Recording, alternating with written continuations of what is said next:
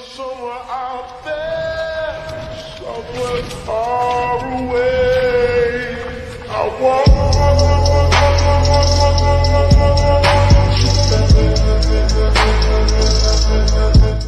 Sa puntong ito, sinabi ni Zier, na kung gayon siya ang napili. Samantala ang ating bida, ay nagtataka, aniya ito nga raw ba ang chosen one na naiisip niya? Si Zier ay sumigaw sa ating bida, aniya, Master, minsan nagpadala ka ng utos para hanapin ang Napoli, kahit na pagkatapos akong mahiwalay sa iyo, patuloy kang nagpapadala ng mga utos para hanapin siya, dagdag pa niya, na nakalimutan mo na ba ang tungkol sa isang napakahalagang bagay. Ang ating tanga na bida ay nasabi, na mayroon nga raw ba na ganitong bagay. Ang ating away, ay sinabi na may kinakabahang mukha, haha, ang lason ay nasa loob ng katawan ko na nang masyadong matagal, nakalimutan ko na ang maraming bagay. Sabi pa niya sa kanyang isip, ano ba yan, bakit hindi na itala ng orihinal na may-ari ang isang napakahalagang bagay sa loob ng kanyang tala-arawan. Sabay naiisip niya ang magiging reaksyon ni Zier kung malalaman niya ito. Sinabi pa ni Zier na kailangan niya nga raw na suriin pa ang ating bida. At sa huli ang magiging kahihinatnan nito ay papatayin siya ni Zier ng walang pag-aalinlangan. Tinanggal naman ng bida ang kanyang saplot upang ipakita ito kay Zier. Nagtaka naman si Zier dahil sa wala daw itong red mole. Sinabi naman ni Zier, ang master ay napakaingat, kahit isang maliit na detalye na ako lang ang nakakaalam ay tinatakpan niya. Ang bagong katawan ng master ay napakaputi at malinis, nagtataka ang bida sa kung anong araw ba ang nangyayari. Naiinis naman na sinabi ni Zier, kasalanan lahat to ng Poison Pavilion. Hindi lang nila pinawala ng lahat ng kanyang martial arts ang master, pati na rin ang kanyang mga alaala, kaya naman nagbago ng sobra ang mga katangian ng master, hindi siya nagpapanggap. Naisip pa ni Zier, na sandali nga lang raw, dahil kung ganun, ibig sabihin ba nito na iligtas ako ng master nang hindi niya namamalayan kahit wala siyang alaala? Namumula rin niyang sinabi na mahal raw pala siya ng ating bida. Ang babae na ito ay nag-iisip, aniya, ayon sa pinuno ng sekta, ang kanyang disipulo ay malubhang nasugatan ng isang bata, at may isang mayamang lalaki at isang ordinaryong tao na kasama niya. Mga boss, wala pang pangalan na ibinibigay ang may akda kaya di ko alam yung pangalan niya dahil ko rin kasi nabasa yung iba pang chapter nito kaya medyo wala rin akong ideya sa kwento, yun lang balik na tayo sa kwento. Gayunpaman, kahit anong tingin ko, hindi kaya ang batang iyon ang kapatid ko. May humawak naman sa kanyang balikat, siya ay napasambit sa kanyang isip, aniya, shit, tinutulungan pa nga raw niya ang ating bida kanina. Tumitig naman sa kanya nang nakakatakot ang manyakol na si Gong Jikan, kaya dahil dito ay kinabahan naman ang babae. Tatawagan na lang natin na tanga itong si Gong Jikan, dahil sa mukhang di na rin ito tatagal sa chapter na ito. Ang tanga ay nagtanong sa babae, na kung sinabi nga raw ba nito kanina na maaari siyang maging saksi sa ating bida. Dagdag pa ng tanga, habang hinayla ang buhok ng babae, na wala nga raw siyang pakialam kung party man raw ng demonic sect o hindi ang ating bida. Ang ayaw niya lang raw sa lahat ay ang kinakampihan nito ang ibang lalaki sa kanyang harapan, at isa pa nakalimutan na nga raw ba nito ang kung saan ito nabibilang, idinagdag pa ng tanga na mukhang naging mabait nga raw siya dito nitong mga nakaraang araw. Dagdag pa ng tanga na palagi nga raw niya itong pinapahalagahan, at isa pa ni hindi niya nga raw ito ginalaw sa loob ng dalawang tao, habang pilit naman na humihingi ng tawad ang babae. Sinabi rin niya habang may nakakalokong ngiti na mukhang kailangan niya nga raw na turuan ng leksyon ang babaeng ito. Ipinakita naman ang natatakot na mukha ng babae dahil sa nagmumukhang adik sa kanto ang kanyang sect leader. Tumingin naman ng seryoso ang tanga, at habang hahawakan niya ang leeg ng babae ay sinabi rin niya na napakaganda nga raw nito, ngunit pinapatigil naman siya ng babae. Ang ating bida ay nakaramdam ng pamilyar sa inilalabas na aura ng tanga, at sinabi rin niya na ito nga raw ang demonic martial arts, ng demonic sect.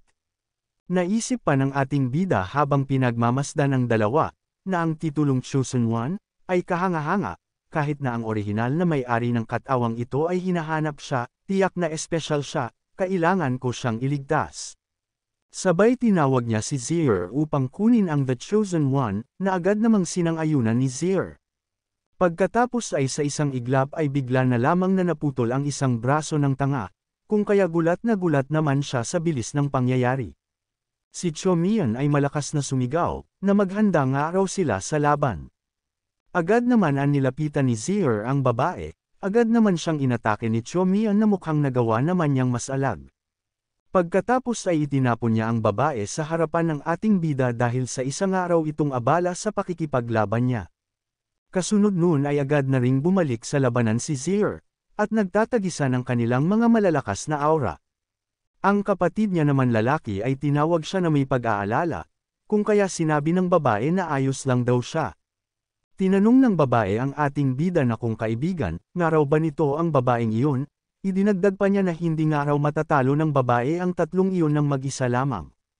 Samantala ay nasambit naman ni Yi habang nanunood sa labanan na napakalalakas nga raw ng mga ito. Ang tagpong ito ay nagpapakita ng labanan ng mga cultivator, isa laban sa dalawang adik sa kanto. Naisip pa ni Yi na, sinabi nga raw ng kanyang ama na ang tatlong ito nga raw ay hindi basta-bastang harapin. Dagdag pa niya, na subalit ang babaeng ito nga raw ay kayang pagsabay-sabayin ang tatlong ito, at isa pa madali nga rin raw na natanggalan ng braso ang isa sa kanila. Nakakainis. Kaya pala sinabi ni ama na maliban kung kinakailangan ay hindi ako pinapayagang kumilos, sa nakikita ko ngayon, hihilahin ko lang siya pababa kung sasali ako. Subalit hindi rin naman makakailang malakas ang mukhang tae na si Laurencio, dahil sa nagawa nitong matanggal ang takip sa mukha ng babae. Samantalang nakita naman itong isang pagkakataon ng isa pang tanga na si Chomian. At dahil nga sa nakakita ng pagkakataon ng tanga ay agad nga niya itong inatake, ngunit madali lang naman itong naiwasan ni Zier. Agad namang umatras si Zier, at habang siya ay nagpapalabas ng kanyang aura, ay makikita naman na may sugat ang kanyang pisngi, bagaman naiwasan niya ang pag-atake ng tanga ay nagawa pa rin siya nitong madaplisan. Nang bigla naman na napatingin sa isang Derek Sion si Zier. Si Yi ay agad namang nakilala si Zier bilang ang Red Sleeve ng Demonic Sect. Nagulat naman si Chen Qiu nang marinig niya ang sinabi ni Yi. Tinignan niya rin ang ating bida dahil kung ito nga ang Red Sleeve ng Demonic Sect, at ang lalaking ito raw ay. Sa eksaktong sandaling ito, may isang tao na mukhang napakatahimik. Subalit sa katunayan ay ang ating bida ay labis na lamang ang nadarama na takot na mamatay. Nagtanong si Yi sa ating bida na kung ang bida nga raw ba pati ang babaeng iyon ay. Ang tanga naman na mukhang tae ay pangiti-ngiti pa. Sambit pa ng tae na ito, ang babaeng iyan mula sa Iron Shirt Sect, manunood ka lang ba sa tabi? Ang mga dregs ng Demonic Sect ay nagpakita na ng kanilang mga sarili, ang bagay na ito ay walang kinalaman sa Jianghu ngayon. Mariin din niyang sinabi sa lahat na hulihin nga raw nila ang dalawang ito. Seryoso rin niyang sinabi, na hindi raw ba kaya ang Iron Shirt Sect, ay palihim na nakikipagtulungan sa Demonic Sect. Si Yi ay mariing sumagot, na isang araw itong kalukuhan, dahil ang Iron Shirt Sect ay isang matuwid na sekta, paano tayo magkakaroon ng kaugnayan sa Demonic Sect? Namutawi naman sa kanyang isip ang mga katagang, bukod pa rito, kahit gusto ko silang arestuhin, hindi ko kaya, pumunta ang ama sa tatlong malalaking sekta ngayong umaga, bakit ito nangyari ngayon? Ang ating bida ay pilit naman na tumatawa, at sa kanyang isip naman ay pilit niyang pinapakalma ang kanyang sarili. Nagtanong naman ang ating bida sa mga ito na kung sino nga raw ba ang sinasabi ng mga ito na Demonic Sect. Ayon pa dito, ang handbook kung paano maging kontrabida, introduksyon, huwag kailanman aminin na ikaw ang kontrabida. Sinabi rin ng ating bida, na malinaw mong makikita kung sino ang mula sa Demonic Sect dito, Miss Zia, hindi niyo ba nakikita ang demonic presence na nagmumula sa kanya? Samantalang nagtataka naman si Yi sa sinasabing demonic presence ng ating bida. Tinawag naman ni Zier ang ating bida, at sinabi niya, bagamat hindi ko alam kung ano ang demonic presence na sinasabi mo, sinabi mo noon na ang iyong martial art ay hindi mula sa mortal world, ngunit dahil hindi ito mula sa mortal world, hindi kaya makakakita ng demonic presence na ito ang mga ordinaryong tao. Dagdag pa ni Zier, na bagamat ang lalaking iyon ay may demonic presence, wala akong maalala sa kanya, hindi siya mula sa Demonic Sect, ipinapalagay ko na palihim niyang natutunan ang martial art ng master ngunit hindi niya ito napagtagumpayan. Samantalang ang isang lalaki ay pilit naman na tinatawag ang sect leader habang may hawak itong gamot. Sambit naman ng tanga, na nagnahas nga raw ang mga ito na tanggalin ang isa sa kanyang braso. Nagtataka naman si Zier dahil sa napakatahimik ng bida, kung kaya tinawag niya naman ito. Nagsalita naman ang ating bida, na kaya pala ang reader at ako lang ang nakakakita nito. Akala ko lahat nakakakita nito, pero nakita ng lahat ang palm of Buddha na ginamit ko. Maari kayang ang palm of Buddha ay mula rin sa mortal realm, anong logic yan? Kung ganun ang mga laban sa pagitan ng demonic sect ay magmumukhang awkward na parang walang special effect sa mga bystander. Sa isip-isip pa ng ating bida, na malakas na ako, binigyan pa rin ako ng system ng kapangyarihang mag-visualize ng mga special effects, bagamat wala itong praktikal na gamit, habang pilit naman siyang pinapakalma ni Zier. Dagdag pa ng bida, na ang tagal kong naghintay para sabihin ang dalawang pangungusap na ito, pero lahat nagkamali, original plan, dahil hindi naman nasa wanted list ang tatlong ito. Gusto ko sana silang i-report bilang mga miyembro ng demonic sect at magtatag ng imahe ng isang mabuting tao na tumutulong sa society na alisin ang mga dregs ng demonic sect. Hindi ko inaasahan na magiging ganito ang mga bagay-bagay. Hindi lang nabunyag ang pagkatao ni Zier, suspect na rin ako ngayon. Anong gagawin ko ngayon? Ang daming tao dito, kaya ba silang harapin ni Zier lahat? Nakakahiya. Nandito rin ang Thousand Poison Pavilion. Nang may bigla namang may napagtanto ang ating bida.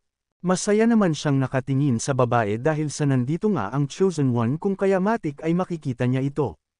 Samantalang ang babae naman ay nagtataka, at ayon pa dito ay hindi nakikita ng babae ang sinasabi ng ating bida. Kung kaya dahil dito ay naging mukhang tanga na burat ang ating bida. Naiiyak pa na sinambit ng ating bida sa isip niya, na sige na nga.